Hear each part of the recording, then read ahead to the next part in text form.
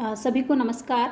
आज हम संस्कृत संख्या शब्द इस विषय पर पढ़ेंगे कि कक्षा षष्ठी, सप्तमी और अष्टमी में सामान्य रूप से सभी बच्चे संस्कृत में संख्या शब्दों को किस प्रकार से प्रयुक्त किया जाता है, इस विषय में थोड़ा संशय रहता है और उसी संशय का जो निवारण है हम इसमें आज देखेंगे कि संस्कृत में संख्या शब्द किस प्रकार से प्रयुक्त किए जाएंगे।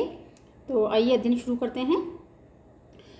संख्या शब्दाः 1, 2, 3 जिस प्रकार सामान्य रूप से हम हिंदी में पढ़ते हैं अनंत तक संख्याएं होती हैं, उसी प्रकार संस्कृत में भी 1, 2, 3 इस प्रकार अनंत पर्यंतम अनंत तक खूब सारी संख्याएं इसमें होती हैं। अन्य भाषावती यानी जिस प्रकार और सारी भाषाएं होती हैं उसी प्रकार संस्कृत में भी इस प्रकार से ही संख्या शब्द होते हैं। कुछ वैशिष्ट्य है वो हम आगे देखेंगे।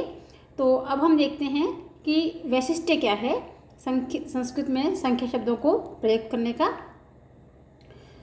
संख्या पद प्रयोग वैशिष्ट्यम यानी संख्या पद को यदि हम हिंदी में प्रयोग करते हैं या इंग्लिश में प्रयोग करते हैं या संस्कृत में प्रयोग करते हैं तो संस्कृत में क्या विशिष्टता है कि हमें संख्या वाले शब्दों को अलग से पढ़ने की आवश्यकता है। तो आप थोड़ा ध्यान से देखें यहाँ पर। त्रिषु लिंगेषु पृथक रूपाणि 1 से 4 यानी एकतः चतुर पर्यंतम, यानी अगर हम संख्या अनंत तक होती है, हम 1 से शुरू करते हैं गिनती और अनंत तक जाती है, लेकिन हमें ध्यान सिर्फ कितना रखना है कि 1 से 4 तक जो शब्द होते हैं संस्कृत में वो हमें विशेष रूप से ध्यान रखना है, क्योंकि वहाँ पर त्रिषु लिंगेषु पृथक रूपाणि जो पुल्लिंग, स्त्रीलिंग, नपुंसकलिंग 3 जो लिंग होते हैं तीनों में अलग अलग रूपों का प्रयोग किया जाता है संख्या के लिए संस्कृत में, लेकिन 1 से 4 तक। और जो दूसरा भाग है पंचतः अग्रे यानी 5 के बाद में हम अगर आगे बढ़ते हैं तो त्रिषु लिंगेषु समान रूपाणि, तो तीनों लिंगों में समान रूपों का प्रयोग किया जाएगा, यानी 5, 6, 7, 8, 9, 10 या कितना भी हम आगे बढ़ जाएं, लेकिन पुल्लिंग, स्त्रीलिंग, नपुंसकलिंग का कोई भेद हमारे यहाँ नहीं आएगा। विशेष रूप से ध्यान दें यहाँ पर। और थोड़ा इसके उदाहरणों को देखते हैं। जैसे पुल्लिंग में एक शब्द के लिए एकः, स्त्रीलिंग में एका और नपुंसकलिंग में एकम यह रूप होता है। 2 के लिए पुल्लिंग में द्वौ, स्त्रीलिंग में द्वे, नपुंसकलिंग में द्वे। और इसी प्रकार 3 के लिए त्रयः पुल्लिंग में, तिस्रः स्त्रीलिंग में और त्रीणि नपुंसकलिंग में। 4 के लिए चत्वारः पुल्लिंग का रूप है, चतस्रः स्त्रीलिंग का रूप है और चत्वारि नपुंसकलिंग का रूप है। अब हम उदाहरण देखते हैं कि किस प्रकार इनका हम प्रयोग करते हैं। इसी बालक जो शब्द है, ये बालक है पुल्लिंग का रूप, तो बालक शब्द के लिए क्या आएगा? एकः। एकः क्यों आएगा? क्योंकि अभी हमने देखा था ये एकः, ये पुल्लिंग का रूप है और बालक पुल्लिंग है, तो एकः बालकः इस प्रकार का रूप यहाँ लिखा गया है। इसी प्रकार से जो बालिका है वो स्त्रीलिंग है, तो उसके लिए क्या आएगा? ये एका, ये जो हमने अभी एका देखा है स्त्रीलिंग का एक के लिए, वो आ गया बालिका के लिए एका बालिका। और एक पुस्तक है, तो पुस्तक से पहले एकम क्यों आया? क्योंकि यहाँ हमने देखा था नपुंसकलिंग में एकम, यानी नपुंसकलिंग का एक शब्द के लिए रूप क्या है? एकम, तो एकम पुस्तकम। तो हमने देखा एक शब्द लिंग के अनुसार प्रयुक्त हो रहा है। ऐसे ही हम 2 को देखते हैं। यदि 2 बालक हैं तो द्वौ बालकौ, क्यों? क्योंकि द्वौ जो है 2 शब्द के लिए पुल्लिंग का रूप है।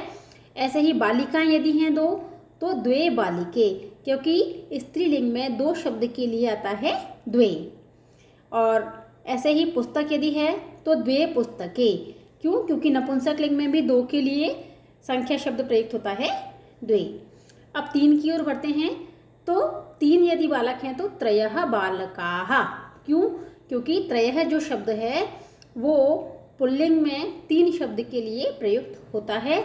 यदि बालिकाएं हैं तो तिस्रः बालिकाः, क्यों?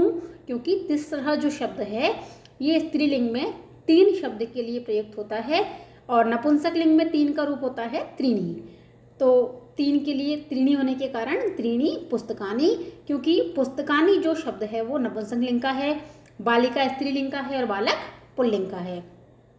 और ये जो संख्या शब्द होते हैं ये प्रयुक्त होते हैं विशेषण के समान। संख्या विशेषण की तरह प्रयुक्त होती है, तो जिस प्रकार विशेषण अपने विशेष्य के अनुसार चलता है, ठीक वैसे ही संख्या शब्द का जो लिंग विभक्ति वचन जो भी होता है वो अपने विशेष्य के अनुसार होता है। जैसे बालक शब्द है पुल्लिंग, तो चत्वारः बालकाः। क्यों? क्योंकि 4 शब्द के लिए पुल्लिंग का रूप है चत्वारः।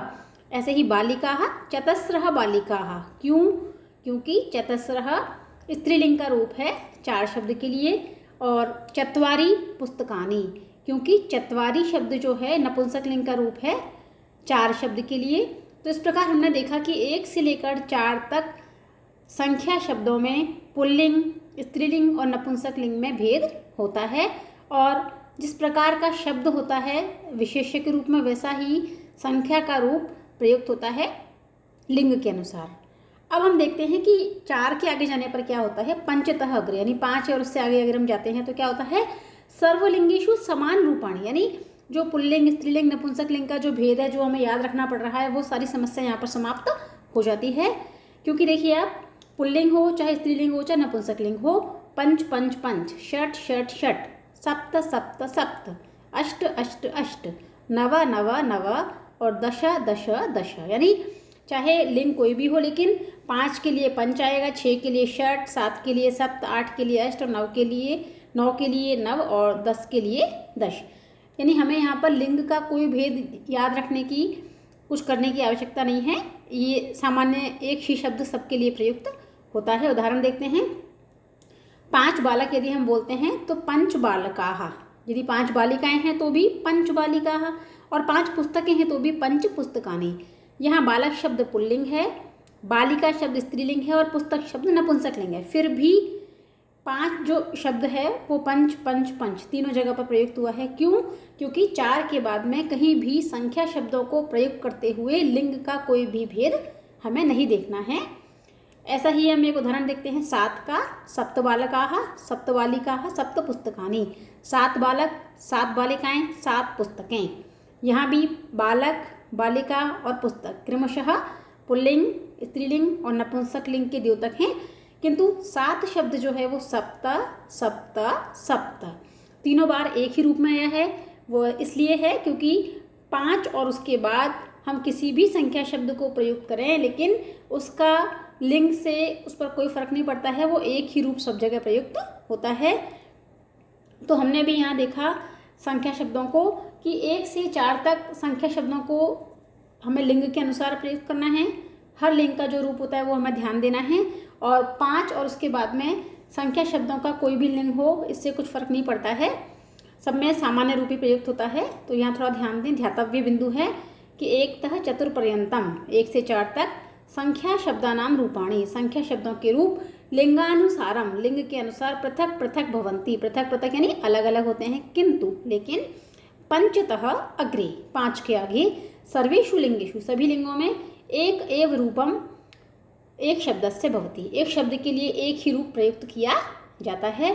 तो इस प्रकार हमने देखा कि संख्या शब्दों के लिए हम किस प्रकार से रूपों का प्रयुक्त कर सकते हैं और किस प्रकार से उसका ध्यान रखकर अपने विशेषण विशेष्य की धारणा को ध्यान में रखते हुए सही प्रयोग कर सकते हैं।